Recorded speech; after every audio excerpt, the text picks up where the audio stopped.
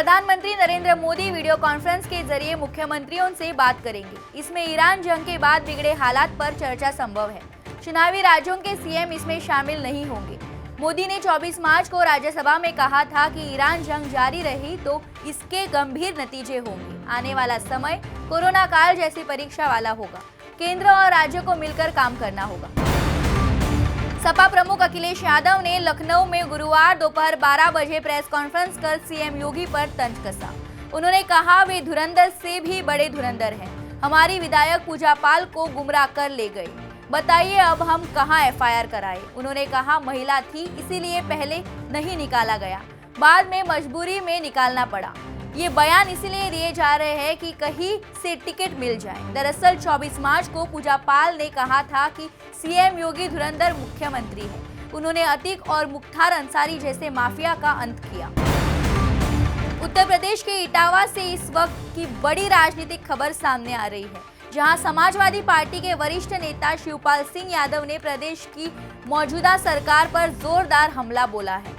इटावा में आयोजित एक कार्यक्रम के दौरान शिवपाल सिंह यादव ने कहा कि प्रदेश की बेईमान सरकार को हटाना है और साल 2027 में अखिलेश यादव को मुख्यमंत्री बनाना है।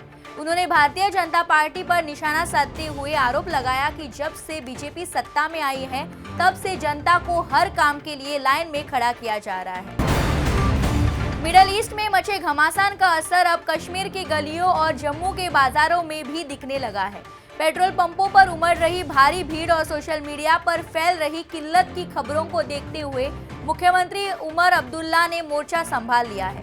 उन्होंने साफ लफ्जों में जनता से अपील की है कि घबराने की कोई बात नहीं है। राज्य में तेल और राशन का पूरा स्टॉक मौजूद है। उमर ने दो टूक कहा कि अगर लोग इसी तरह पेट्रोल पंपों के बाहर कैंप लगाकर खड़े रहे और भीड़ कम नहीं हुई तो वे अगले कुछ दिनों के लिए पंपों को पूरी तरह बंद करने का सख्त फैसला ले सकते हैं।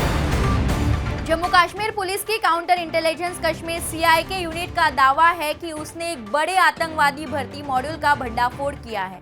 ये मॉड्यूल नियंत्रण रेखा एलओसी के पार पाकिस्तान में बैठे हैंडलर्स के साथ तालमेल बिठाकर और बांग्लादेश में मौजूद एक नेटवर्क की मिलीभगत से काम कर रहा था। इस मॉड्यूल का भंडाफोड़ तब हुआ जब पुलिस ने श्रीनगर, गांदरबल और शोपिया जिले में कई जगहों पर बड़े पैमाने पर तलाशी अभियान चलाया। कश्मीर घाटी में 10 जगहों पर ये तलाशी अभियान एनआई एक्ट के जरिए निमित स्पेशल जज की अदालत द्वारा जारी सर्च वारंट के आधार पर चलाए गए। ये वारंट पुलिस स्टेशन सीआईके में दर्ज एफआईआर नंबर 1/2026 से जुड़े थे। इसमें गैर कानूनी गतिविधियां अधिनियम की गंभीर धाराओं के तहत मामले दर्ज किए गए थे।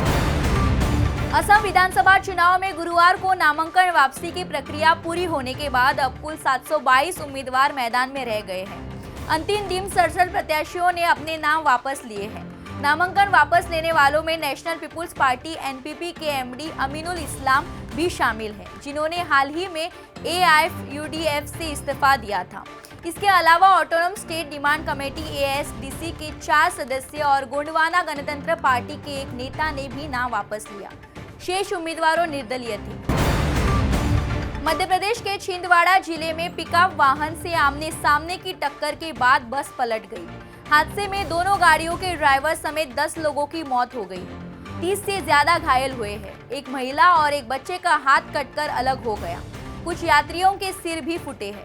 एक्सीडेंट के समय बस में 47 लोग सवार थे। ये छिंदवाड़ा के पुलिस लाइन में आयोजित हितग्राही सम्मेलन से लौट रही थी। कार्यक्रम में मुख्यमंत्री डॉक्टर मोहन यादव भी शामिल हुए थे। उन्होंने मृतकों के परिजन को 4-4 लाख रुपए, जबकि गंभीर रूपों से घायलों को 1-1 लाख रुपए की आर्थिक सहायता देने की घोषणा की। बांग्लादेश के राजबाड़ी जिले में हुए एक हादसे में मरने वालों की संख्या बढ़कर 26 हो गई है। यह हादसा तब हुआ जब यात्रियों से भरी बस दाउल ददिया घाट पर फेरी में चढ़ते समय पद्मा नदी में गिर गई। फायर सर्विस के मुताबिक 23 शव बस से अंदर से निकाले गए, जिनमें 11 महिलाएं, 8 पुरुष और 5 बच्चे शामिल हैं। इसके अलावा 8 लोगों को जिंदा बचाया गया था, लेकिन उनमें से 3 लोगों की बाद में अस्पताल में मौत हो गई है। कुछ लोगों की तलाश जारी है। वहीं 22 मृतकों के शव उनके परिवार को सौंप दिए गए हैं। रूस के राष्ट्रपति व्लादिमीर पुतिन ने ईरान युद्ध को लेकर चेतावनी दी है। उन्होंने कहा है कि इस युद्ध से कोविड महामारी जैसे हालात हो सकते हैं। मॉस्को में बिजनेस लीडर्स से बातचीत में पुतिन ने कहा कि मिडल ईस्ट में जारी जंग के नतीजों का सटीक अनुमान लगाना मुश्किल है। उन्होंने कहा कि जो देश इस युद्ध में शामिल है उन्हें भी इसके असर का अंदाजा नहीं है। उन्होंने बताया कि इस संघर्ष का असर अंतर्राष्ट्रीय लॉजिस्टिक्स, उत्पादन और सप्लाई चेन पर पड़ रहा है। साथ ही तेल, गैस, धातु और उर्वरक सेक्टर की कंपनियों पर दबाव भी बढ़ रहा है। अमेरिकी राष्ट्रपति डोनाल्ड ट्रंप ने दावा किया है कि ईरान ने 10 तेल टैंकरों को गुजरने देकर गिफ्ट किया। उन्होंने कहा कि इन टैंकरों पर पाकिस्तान का झंडा था और ईरान इससे भरोसा जीतना चाहता था। उन्होंने कहा कि ईरान ने भरोसा दिखाने के लिए 8 बड़े तेल टैंकरों को गुजरने दिया और बाद में 2 और भेजे। व्हाइट हाउस में कैबिनेट बैठक में ट्रंप ने कहा कि ईरान ने खुद प्रस्ताव दिया था कि वे 8 बड़े ऑयल टैंकर जाने देगा ताकि बातचीत को लेकर गंभीरता दिखा सके। उन्होंने दावा किया कि बाद में ईरान ने माफी जताते हुए 2 और टैंकर भेजे। इस दौरान ट्रंप ने अपने विशेष दूत स्टीव विटकॉफ से मजाक में कहा कि उम्मीद है कि इस खुलासे से बातचीत पर असर नहीं पड़ेगा। उनके मुताबिक इस कदम से अमेरिका को भरोसा हुआ कि बातचीत सही दिशा में बढ़ रही है।